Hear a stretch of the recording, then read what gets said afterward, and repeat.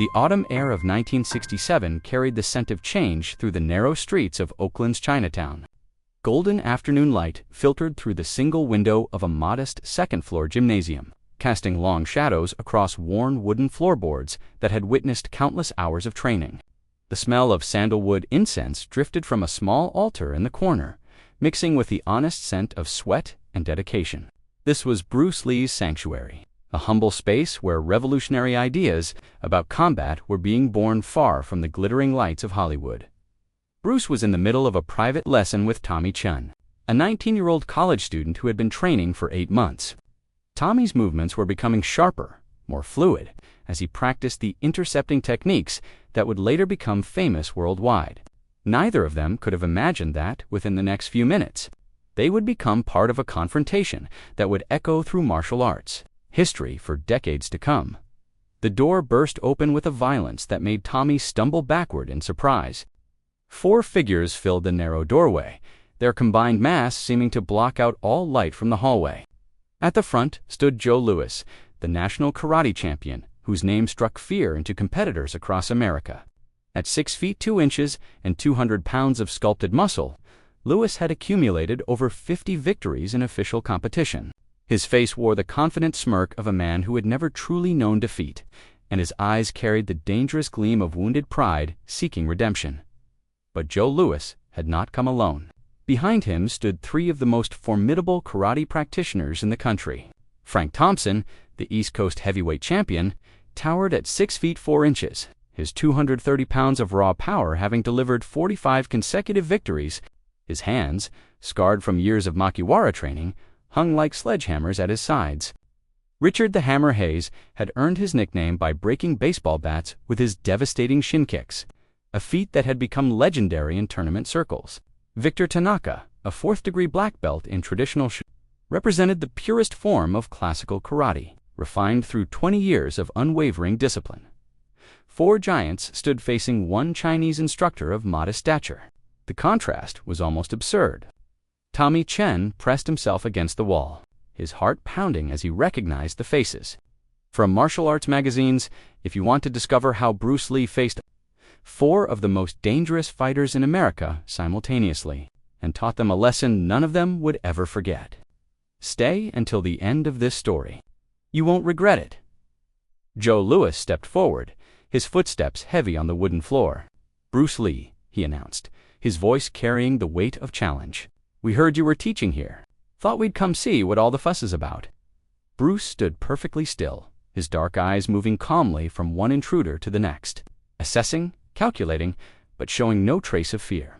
His bare torso gleamed with a light sheen of sweat, revealing musculature that was compact and defined, designed for explosive speed rather than bulk. "Joe," Bruce said, his voice calm as still water, "it's been a while. I see you've brought friends." Frank Thompson cracked his knuckles, the sound sharp in the tense silence. "We've been hearing a lot about this Jeet Kune Do of yours. Talk about how traditional martial arts are inferior. Figured we'd see if you could back it up." Richard Hayes laughed harshly. "Look at the size of him. This is the guy everyone's afraid of. I've seen bigger high school wrestlers." Victor Tanaka remained silent, but his eyes were sharp, analytical. Of the 4, he seemed the most cautious, perhaps sensing something the others were too arrogant to perceive. Bruce turned to Tommy, his voice gentle but firm. "Tommy, we'll end today's lesson early. Go home." Tommy hesitated, torn between fear and loyalty. "Sifu, should I call the police?" Bruce smiled, and something in that smile made even Joe Louis's confidence waver for a fraction of a second. "That won't be necessary. These gentlemen are here to learn. They just don't know it yet." Tommy gathered his things and slipped past the 4 fighters. The door closed, and the gymnasium felt smaller, the air thicker with anticipation. Joe crossed his arms over his massive chest. "Let's cut the philosophical nonsense. Bruce, last time we sparred, you got lucky. I've been telling everyone that Kung Fu is just dancing with fancy hand movements. These 3 champions agree. We came to prove it." Bruce walked slowly to a small table near the window, where a ceramic teapot sat on a warming plate. With ceremonial movements, he poured 5 cups of tea. "Please," he said, gesturing to the cups, "have some tea first. Whatever happens next, there's no reason we can't be civilized." Frank slapped the nearest cup off the table, sending it shattering against the wall. "We didn't come here for tea, little man. We came to expose you as the fraud you are." Bruce watched the tea drip down the brick wall, his expression unchanged. That cup was a gift from IP Man himself. "Let me show your students something about real power," Frank declared. He positioned a wooden board between two blocks and with a thunderous kai drove his fist through it. The wood splintered with a satisfying crack. Bruce examined a broken piece thoughtfully. "Impressive. Your conditioning is excellent. But I have a question. Can you hit something that moves? Something that doesn't wait patiently for your fist to arrive?" Richard Hayes stepped forward, his famous legs coiled with potential energy. "Are you calling us slow? Do you have any idea how many people these legs have put in the hospital?" "I'm asking a question," Bruce replied. "In competition, you face opponents who fight within expected patterns. What happens when the target doesn't follow the rules?" Victor Tanaka spoke for the first time, his voice measured and precise. "You claim to have created something superior to systems refined over centuries. That's either genius or arrogance." "It's neither," Bruce said. "It's simply asking different questions. You've spent years mastering forms, predetermined responses. I'm interested in what happens in the space between intention and action. What happens when there is no form?" Joe had heard enough. "Words. Always words with you, Bruce. 4 of us, 1 of you. Still feel confident with your philosophy?" Bruce's lips curved into that enigmatic smile. "Numbers mean nothing if you cannot touch me." He removed his shirt, revealing his legendary physique in full. Every muscle was visible beneath his skin, not bulky like the karate men, but carved with an efficiency that spoke of explosive potential. He moved to the center of the room, 1 at a time or all together. Your choice. Frank Thompson didn't wait for discussion. With a roar that seemed to shake the walls, he launched himself at Bruce, his massive fist cutting through air in a haymaker that had ended dozens of fights. His fist met nothing but empty space.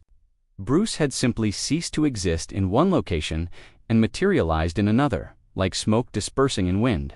Before Frank could recover from his missed strike, he felt 3 distinct pressures.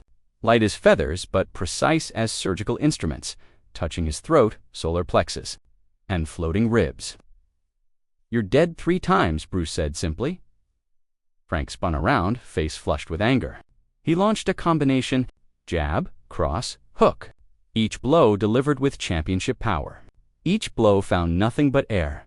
Bruce flowed around the attacks like water around stones, never rushed, never desperate, simply not where the fists were traveling. Richard Hayes stepped forward. "Let me try those legs of yours, little man." His right shin rose in the kick that had broken baseball bats. Bruce shifted at an impossible angle. Richard's legendary shin cut through empty space. Before he could retract his leg, Bruce's index finger rested gently against his exposed throat. "The leg is powerful," Bruce observed, "but committed. Once you throw it, you cannot take it back. And you always announce it. Your hip shifts first. Your eyes focus on the target. By the time your leg moves, I already know where it's going." Richard stumbled backward, his face pale. In 20 years of fighting, no one had ever read him so easily. Victor Tanaka approached with more caution. His movements were textbook Shotokan, precise and powerful. He launched traditional combinations, techniques refined over centuries of Japanese martial tradition. Bruce intercepted each one, not blocked, not evaded, but intercepted, meeting attacks at their point of origin, disrupting power before it could develop. "You telegraph everything," Bruce said, and there was no mockery in his voice, only the tone of a teacher explaining a fundamental truth. Every technique begins with preparation. That preparation is a message. I simply read the message before the technique arrives. Without verbal coordination, Frank, Richard, and Victor attacked simultaneously. The gymnasium erupted in chaos. 3 skilled practitioners unleashing everything against a single target. For 30 seconds, that felt like hours. BruceLee demonstrated what would become legend. He moved through the storm of fists and kicks like a ghost through walls, never quite where the attacks expected him to be. He used the attackers against each other, slipping aside so that Frank's punch nearly hit Victor, shifting so that Richard's kick forced Victor to dive away. The 3 champions were exhausting themselves while Bruce expended no effort at all. When it ended, Frank, Richard, and Victor stood bent over, gasping for breath. Their uniforms were drenched with sweat. Not one had managed to touch Bruce Lee. Joe Louis had watched the entire display without moving. His expression had transformed from confident smugness through disbelief to something that looked almost like awe. "Your turn," Joe Bruce said, breathing perfectly normal, as if he had been standing still the entire time. "Show them why you're the champion." Joe attacked with everything he had. He was faster than his companions, more experienced, more cunning. He feinted, combined, used angles and timing that had defeated every opponent he had ever faced. His fists moved like lightning. None of it mattered. Bruce stepped inside Joe's guard and placed his palm flat against the champion's chest. "Do you feel that?" Bruce asked. "This is called the 1-inch punch. It's not about muscular strength. It's about focusing every ounce of energy through a single point." Bruce's palm moved. The movement was almost invisible, a small pulsation that seemed insignificant.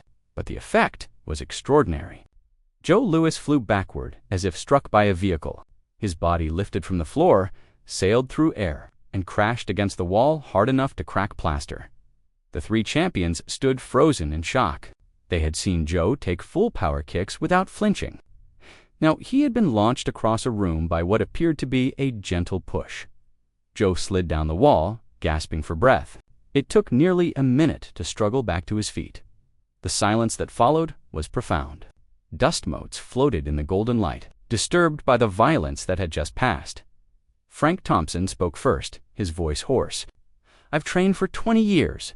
I thought I understood combat. I understood nothing." Victor Tanaka lowered himself to his knees, bowing deeply. "I came here blinded by pride. I see now that I've been learning the surface while missing the depth." Richard Hayes simply shook his head slowly. "Can you teach us? Whatever that was, can you teach us?"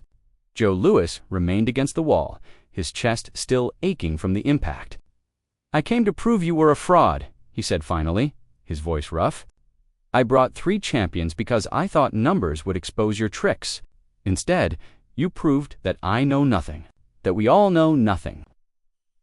Bruce walked over and extended his hand. "Knowing that you know nothing is not defeat. It's the beginning of wisdom. Empty your cup, and it can be filled with something new." Joe took the offered hand and allowed Bruce to help him stand. "Will you teach us?" Bruce looked at the 4 men who had come to destroy him, and now stood asking to learn. "The door is open to those who seek with sincerity. But understand this, what I teach will require you to unlearn much of what you believe. You must become like water, shapeless, adaptable, flowing into every crack." In the months that followed, all 4 champions became Bruce Lee's students. They trained alongside his other pupils, receiving no special treatment. Frank Thompson learned that his raw power could be refined into something far more efficient. Richard Hayes discovered that his legendary legs could become even more dangerous when freed from predictable patterns. Victor Tanaka found that his traditional training was not wasted, but could be transformed into something more fluid and responsive. And Joe Louis became one of Bruce Lee's most dedicated students, eventually revolutionizing his own approach to combat. Years later, he would credit Bruce with transforming not just his fighting ability, but his understanding of what martial arts truly meant. The lesson that autumn afternoon transcended technique. It revealed the truth that applies far beyond any gymnasium. True strength is found not in overwhelming force, but in adaptability, in the humility to recognize that there is always more to learn. The greatest victory is not the opponent defeated, but the mind opened.